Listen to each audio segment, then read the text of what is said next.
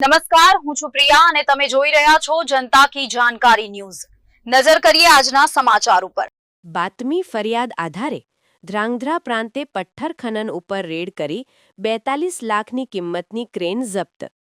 ધ્રાંગધ્રા તાલુકા સદનને મળેલ બાતમી ફરિયાદ બાદ ધ્રાંગધ્રા પ્રાંત અધિકારી હર્ષદીપ આચાર્ય અને ઇન્ચાર્જ મામલતદાર એચ.કે. પડિયારની સંયુક્ત ટીમ દ્વારા સોલડી બાયસાખાગઢ રોડ ઉપર ચાલી રહેલા ગેરકાયદેસર પથ્થર ખનન ઉપર રેડ કરી સ્થળ ઉપર જ 42 લાખ કિંમતની ક્રેન ઝડપી પાડી। માપણી સંદર્ભેની આગળની કાર્યવાહી માટે ખાણ ખનીજ વિભાગને કેસ સુપ્રત કર્યો છે। ધ્રાંગધ્રા પંથકમાં વર્ષોથી રેતી અને પથ્થરનું બેફામ ખનન થતું આવ્યું છે। જો કે રેતી ઉપર તો ક્યારેક ખાણ ખનીજ વિભાગ એકલ દોકલ તવાઈ બોલાવતું રહ્યું છે, પણ વર્ષોથી પથ્થર ખનન બાબતે જવાબદાર દરેક તંત્ર ભેંદી મૌન સાધી બેઠું છે।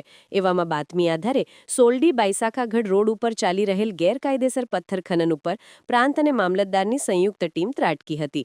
જો કે છેલ્લા મહિનાથી તંત્ર જાગ્યું હોય એમ પાસ પરમિટ વગરના રેતી, કપચી અને પથ્થર વહન કરતા વાહનો પણ ઝડપવામાં આવ્યા છે। એવામાં પથ્થર ખનન ઉપર કાર્યવાહી થતા ખનિજ માફિયાઓમાં ફફડાટ ફેલાયો છે। પથ્થરની ધરાના લીધે જ ધ્રાંગધ્રા નામ ધારણ કરેલ શહેરમાં વર્ષોથી પથ્થર ખનન ઉપર રોક લગાવવા લોક માંગ હજી યથાવત રહેવા પામી છે। રિપોર્ટ હિતેશ રાજપરા, ધ્રાંગધ્રા, સુરેન્દ્રનગર।